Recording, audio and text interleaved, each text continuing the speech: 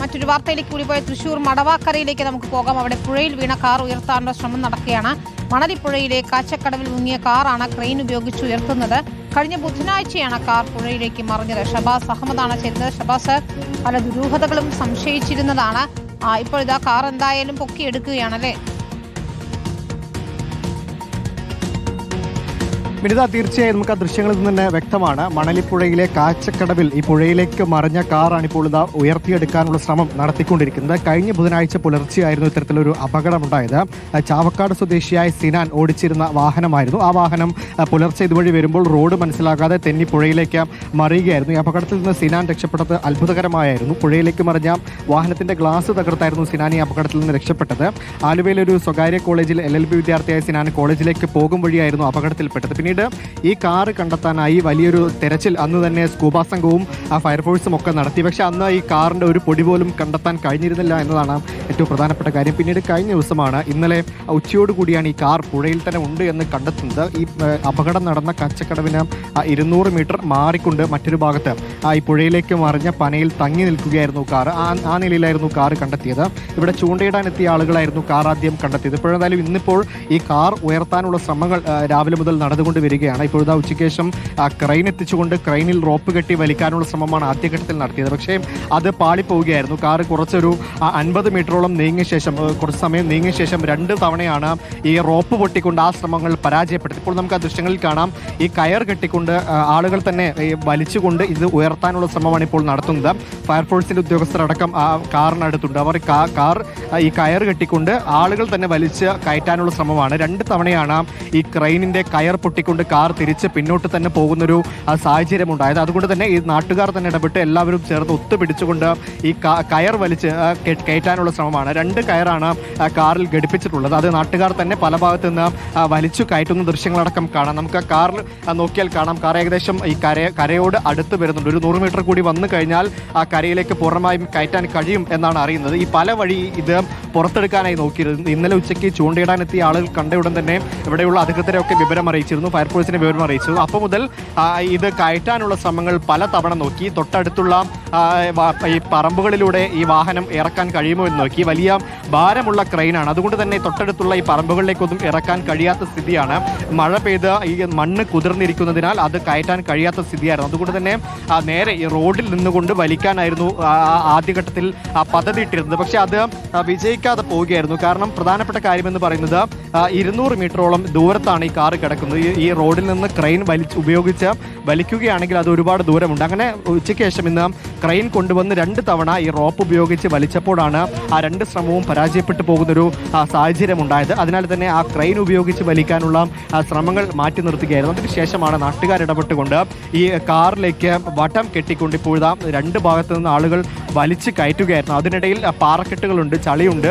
അപ്പോൾ അതിലൊക്കെ ഇടയിൽ കുടുങ്ങിപ്പോകുന്ന സാഹചര്യമുണ്ട്. അപ്പോൾ ആ സമയങ്ങളിൽ ആ കാർ എടുത്ത് ഉയർത്തിവിടാനായുള്ള ആളുകളും നാട്ടുകാരും ഫയർഫോഴ്സും സംഘവും ഒക്കെ ആ കാറിനടുത്ത് തന്നെ ഉണ്ട്. അവർ ഇടയിൽ ഈ കാർ പാറയിലോ മറ്റോ കുടുങ്ങി പോകുമ്പോൾ അത് എടുത്ത് ഉയർത്തിവിടും. ഇപ്പോൾ എന്തായാലും ഒരു 100 മീറ്ററിലധികം ഇത് കുടുങ്ങിക്കിടന്ന ഭാഗത്ത് നിന്ന് കരയോട് അടുപ്പിച്ചെത്തിയിരിക്കുകയാണ്. നമുക്ക് ആ ദൃശ്യങ്ങൾ നോക്കിയാൽ അറിയാം. കരയോട് ഏകദേശം അടുത്ത് വരുന്നുണ്ട്. നാട്ടുകാരെല്ലാവരും തന്നെ ഒത്തൊരുമിച്ച് പിടിച്ച് ആ വടം വലിച്ചുകൊണ്ടാണ് കാറ് വലിച്ചു കയറ്റുന്നത്. നമുക്ക് ആ ദൃശ്യങ്ങൾ നോക്കിയാൽ അറിയാം. കാർ ഏകദേശം ഇതാ കരയോട് അടുത്ത് വരുന്നുണ്ട്.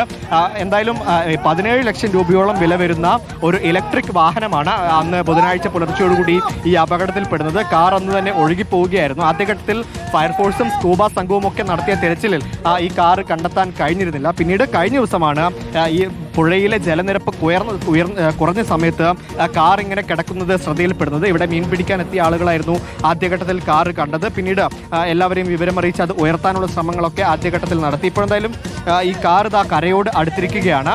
ഉടൻ തന്നെ വലിച്ച് കയറ്റാൻ കഴിയും എന്നൊരു പ്രതീക്ഷയാണ്. നാട്ടുകാരെ കൂടി വലിച്ച് കയറ്റിക്കൊണ്ട് ഇങ്ങോട്ടേക്ക് എത്തിച്ചിട്ടുണ്ട്. തൊട്ടടുത്ത് തന്നെ എത്തിയിട്ടുണ്ട്. കരയുടെ ഏകദേശം തൊട്ടടുത്ത് തന്നെ എത്തിയിട്ടുണ്ട്. ഒന്നുകൂടി ആഞ്ഞു പിടിച്ചാൽ കരയിലേക്ക് കയറാവുന്ന സാഹചര്യത്തിലാണ് ഇപ്പോൾ കാർ ഉള്ളത്. 17 ലക്ഷം രൂപയോളം വില വരുന്ന ഇലക്ട്രിക് വാഹനമാണ്. ഈ വാഹനമാണിതാ ഇപ്പോൾ തിരിച്ച് വലിച്ച് 200 മീറ്ററോളം ഇങ്ങോട്ട് തിരിച്ച് എത്തിച്ചുകൊണ്ടിരിക്കുന്നത്. ഈ മണലിപ്പുഴയുടെ കാച്ചക്കടവിലാണ് ഈ ഒരു അപകടം ഉണ്ടായത്. ഇപ്പോൾ എന്തായാലും വാഹനം ഇതാ നാട്ടുകാരൊക്കെ കൂടി ഒത്തൊരുമയോടെ വലിച്ച് ഇങ്ങോട്ടേക്ക് എത്തിച്ചിട്ടുണ്ട്. നമുക്ക് കുറച്ചുകൂടി അടുത്തുനിന്നുള്ള ആ ദൃശ്യങ്ങളിലേക്ക് പോകാമെന്ന് തോന്നുക. എന്തായാലും നാട്ടുകാർ ഒന്നിച്ച് പിടിച്ച് ഈ വാഹനം ഇപ്പോൾ വലിച്ച് പുറത്തേക്ക് എത്തിച്ചിരിക്കുകയാണ്. ഫയർഫോഴ്സ് ഉദ്യോഗസ്ഥരും നാട്ടുകാരും ജനപ്രതിനിധികളും ഒക്കെ ഉണ്ട്. അവരെല്ലാവരും ചേർന്ന് ഒത്തൊരുമയോടെ പിടിച്ചുകൊണ്ട് ഈ വാഹനം ഇങ്ങോട്ടേക്ക് എത്തിച്ചിരിക്കുകയാണ്. ഇടയിൽ പല പ്രതിസന്ധികൾ ആദ്യഘട്ടം മുതൽ ഉണ്ടായിരുന്നു. 200 മീറ്റർ അകലെയാണ് ഈ റോഡിൽ നിന്ന് വാഹനം ഉണ്ടായിരുന്നത്. അത്രയും ദൂരം ഈ ക്രെയിനിന്റെ റോപ്പ് ഉപയോഗിച്ച് ഇത് ഉയർത്തുക എന്നത് വലിയ വെല്ലുവിളിയായിരുന്നു. അതിനുശേഷം ഇത് ഉയർത്താൻ തുടങ്ങിയപ്പോൾ 2 തവണയാണ് ഈ റോപ്പ് പൊട്ടി കാർ പിന്നിലേക്ക് തിരിച്ചു പോകുന്ന ഒരു സാഹചര്യം ഉണ്ടായത്.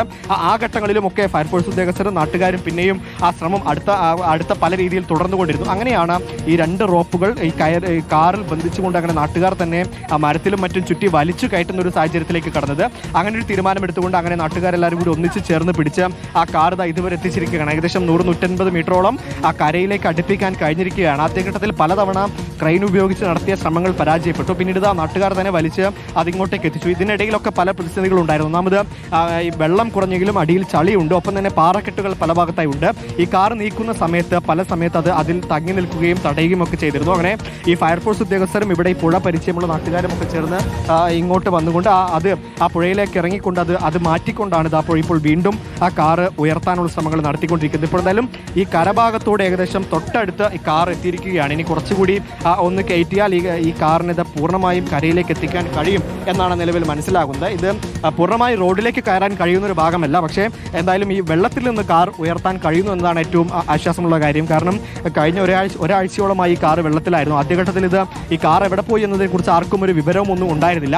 ഫയർഫോഴ്സും സ്കൂബ സംഘവും ഒക്കെ തിരച്ചിൽ നടത്തി. പക്ഷേ കാർ എവിടെ പോയി എന്നതിനെ പറ്റി എല്ലാവർക്കും ഒരു സംശയമായിരുന്നു. അതിനാൽ തന്നെ പലരും കാർ വീണിരുന്നോ എന്ന കാര്യമടക്കം സംശയിച്ചു പോയിരുന്നു. പക്ഷേ ഇപ്പോഴെന്തായാലും കാർ വെള്ളത്തിലുണ്ട് എന്ന കാര്യം വ്യക്തമായി. കാർ ഇന്നലെയോടുകൂടി ചൂണ്ടയിടാൻ എത്തിയ ആളുകൾ ആ കാർ വ്യക്തമായി കണ്ടു. അതിന്റെ ദൃശ്യങ്ങളടക്കം പുറത്തേക്ക് എത്തിച്ചു. ഉടൻ തന്നെ അത് ഉയർത്താനുള്ള നടപടികൾ ഇന്നലെ തന്നെ ആലോചനകൾ തുടങ്ങി. ആദ്യഘട്ടത്തിൽ ക്രെയിൻ ഉപയോഗിച്ച് ഉയർത്താനുള്ള എല്ലാ തീരുമാനങ്ങളും എടുത്തു. പക്ഷേ ക്രെയിൻ കൊണ്ടുവന്ന് പല വെല്ലുവിളികൾ കാരണം ആ ശ്രമങ്ങൾ പരാജയപ്പെട്ടു പോയി. 2 തവണയും ഈ റോപ്പ് പൊട്ടി തിരിച്ച് വെള്ളത്തിലേക്ക് പോകുന്ന സാഹചര്യം ഉണ്ടായി. ഇപ്പോൾ എന്തായാലും ആ കാർ വെള്ളത്തിനുള്ളിൽ നിന്ന് പുറത്തേക്ക് എത്തിച്ച് ഈ കരയോട് അടുപ്പിച്ച് എത്തിയിരിക്കുകയാണ്. ഇപ്പോൾ എന്തായാലും ഒരു ഭാഗത്ത് കൃത്യമായി വെച്ചിട്ടുണ്ട്. അത് ഇനി മുകളിലേക്ക് കയറ്റാനുള്ള പലവിധ ശ്രമങ്ങളാണ് ഇനിയിപ്പോൾ നടന്നുകൊണ്ടിരിക്കുന്നത്. ഫയർഫോഴ്സ് ഉദ്യോഗസ്ഥരും ഒപ്പം നാട്ടുകാരും പുഴ കൃത്യമായി അറിയുന്ന നാട്ടുകാരും അടക്കമുണ്ട്. അവർ ചേർന്നുകൊണ്ട് പല തടസ്സങ്ങളെയും അതിജീവിച്ചുകൊണ്ടാണ് ഈ കാർ എത്ര ദൂരം 150 മീറ്ററോളം വെള്ളത്തിലൂടെ തിരിച്ച് ഒഴുക്കിനെ ഭേദിച്ചുകൊണ്ട് തിരിച്ച് ഈ കരയിലേക്ക് വലിച്ചു കൊണ്ടുവന്നിരിക്കുന്നത്. ഇപ്പോൾ ഏതായാലും കൃത്യമായൊരു ഭാഗത്ത് കാറുണ്ട്, കാണാവുന്ന ഭാഗത്തുണ്ട്. അതിൽ കൃത്യമായി കയറുകളടക്കം ബന്ധിച്ചിട്ടുണ്ട്. ഇനി ഇത് എങ്ങനെ ഉയർത്തും,